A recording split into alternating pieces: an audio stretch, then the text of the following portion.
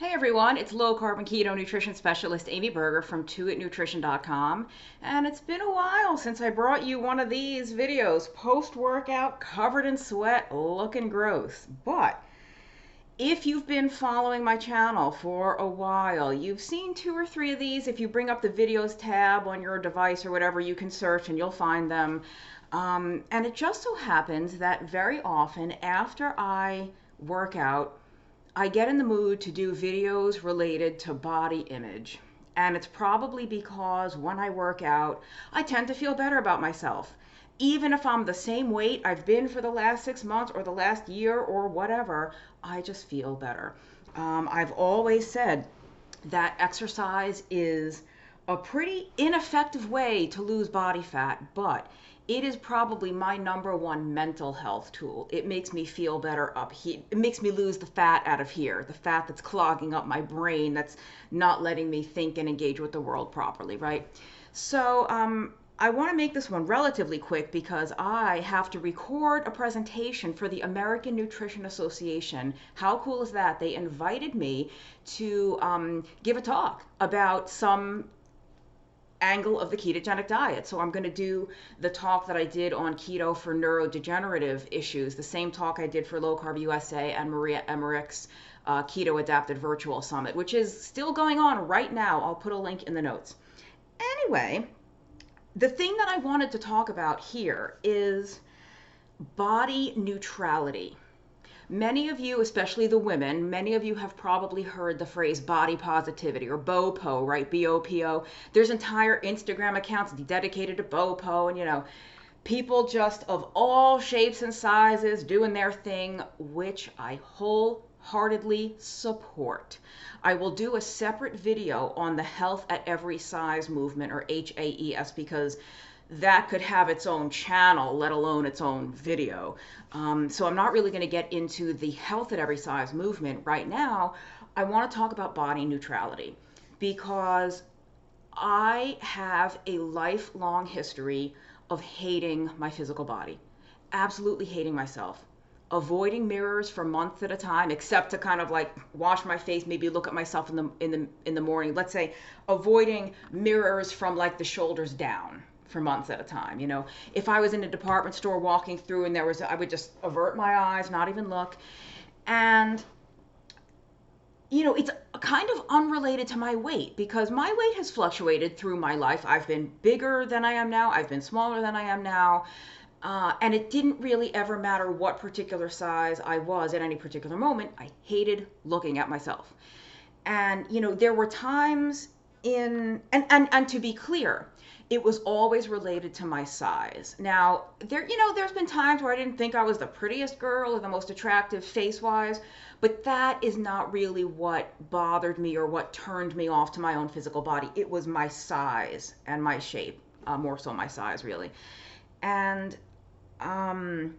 there were times in my life where I would be sitting in a chair and engaged in some type of task. I could be at work, or maybe I was in school sitting through a class, and half of my brain was focused on whatever the task at hand was, and the other half, I am not kidding you, and many of you women watching can probably relate. I hope you can't, but I know you can.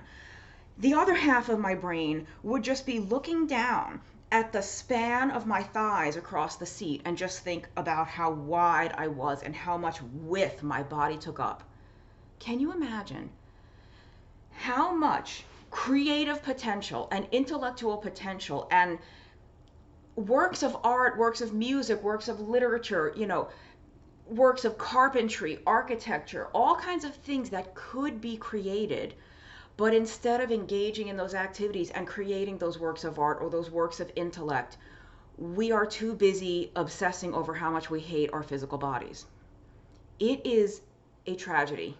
That's the best word for it. It's a tragedy. Maybe it's a sin. So where does body neutrality come into this? When I do the Health at Every Size video, or it'll probably be videos, I'll probably have to do more than one. When I do that, I'll talk more about body positivity, because your body positivity is more like celebrating your body at whatever size or shape you are, whatever level of capacity or disability or whatever. I don't know the politically correct terms to use anymore. I'm sorry if I'm inadvertently insulting anyone out there. You know I don't mean to. But whatever state, shape, or level of, capacity your physical body is in, celebrating whatever you can do. Celebrating that you're beautiful no matter what size you are, what shape you are. And like, okay, if you're in a wheelchair and you can't walk, maybe you can do something really wonderful with the top portion of your body, whatever it may be. We're not really talking about that, because that positivity may be a bridge too far for some of us. You can't go from hating your body to loving it. You can't go from a lifetime of a ceaseless negative tape inner monologue playing in your mind. Or I guess for you youngins watching, it's the negative MP3 or the negative electric music file. You don't have the cassette tapes rolling like I'm trying to imitate. I'm a child of the 80s. You can't go from hating your body to loving it and to being positive and I'm beautiful and I'm great. But what if you could go from hating yourself to just not thinking about it that much? What if you instead of loving yourself, what if you just stopped hating yourself? What if you got just to the neutral place? You're not thinking positively. You don't love your body, but you don't hate it anymore. You don't think anything of it. It's just there. It just exists. Like the webcam I'm looking at. It's not beautiful. It's not ugly. It's a webcam. It's doing its webcam thing. Like this pillow on the couch. It's just a pillow on the couch. Like it just is there existing. What if you could get to that point about your physical body? And I'm doing this right now partly because I just felt like doing it after my workout, and then something happened. I think it was last week. I think it was Saturday, this past Saturday. If you follow me on Twitter, you may have seen, or I'll put a link to this particular tweet. I basically tweeted something that said, what if you stopped hating your body for 5 minutes and just let yourself be? Because that exact thing happened to me. I was sitting on my couch. You guys know I've talked about I have depression, and at times it's bad, at times it's not so bad. I happen to be feeling much better lately. I happen to be doing really well right now, and thank you, universe. But for several months now, I've been really down in the dumps. I've really not been doing well. And my romantic relationship with my boyfriend suffers because of it. We still see each other all the time. We still hang out, we talk, but not to gross anybody out, our love life, our physical intimacy has taken it's been a casualty of my depression. Like when you're depressed, you don't really want to have sex with your partner. I don't want anyone touching me. I don't want people looking at me. Just don't even, like, let's sit on the couch and have a conversation, but don't put your hands on me, That's not fair to him. He's a healthy guy. He's got a good libido. That's not fair. Not that all relationships have to involve sex. I mean, that's, again, don't want to inadvertently insult. Some people just they're just not sexual beings. I happen to be a sexual being. My boyfriend is a sexual being. So, and I know, like, he doesn't say it, but he probably wished we were more active all those months. So, I was planning to see him later that evening, but here I am sitting on this very couch, and I was sitting there, and that thought came to me just out of nowhere. I was like, and I was already starting to feel better from the depression. I was already on a positive kind of momentum path. But I said, what if I just stopped hating myself right now? Like, what if I just sit here and I just am? What if I just let myself be right now? What if I don't think negatively about my body? What if I just don't think about my body at all? It's just a non-thing. I'm just sitting. It's neither good nor bad. It's just, here I am. I'm alive. I'm a person. And I think the second tweet in that, because it was like a 3 or 4 tweet thread, the second, or whatever the third tweet, whatever the last one was, it was something like, I just felt a visceral release of tension I didn't even know I was carrying.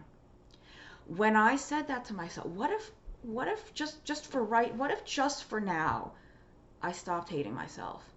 And it was a physical release, a physical lightening. Like there was this big burden on me that I didn't know was on me till it was gone. And I maybe you've had a similar experience. If you haven't, I can only wish that it happens for you.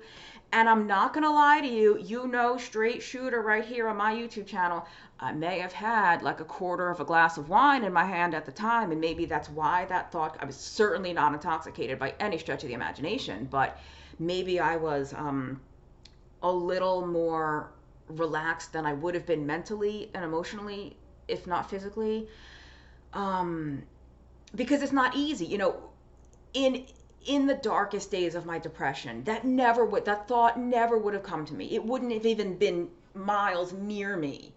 I couldn't even entertain the possibility of a thought like that. And if it did cross my mind, it would have been swatted away immediately as total BS, garbage, nonsense.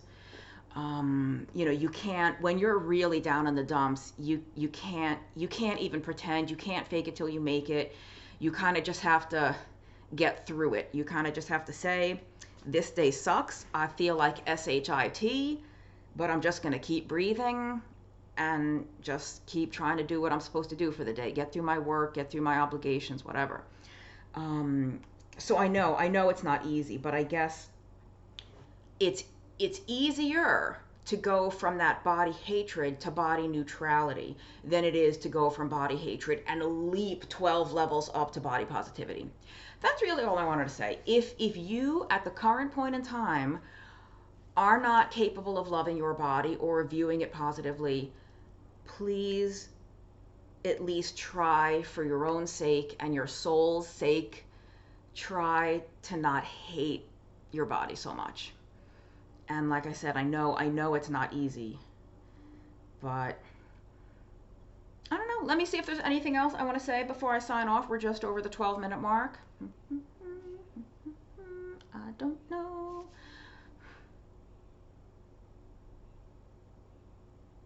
I don't know. I guess, I mean, one more thing I can add. I don't know if I've ever said this on my YouTube channel. I've mentioned it to some of the people IRL in my real life. I've mentioned that I work at a farm. I work at a farm here in North Carolina, and I just work there once a week, but it is backbreaking work. It's physically demanding the entire day. I'm on my feet the entire day, hauling heavy buckets of feed, of water, harvesting produce, doing all kinds of stuff.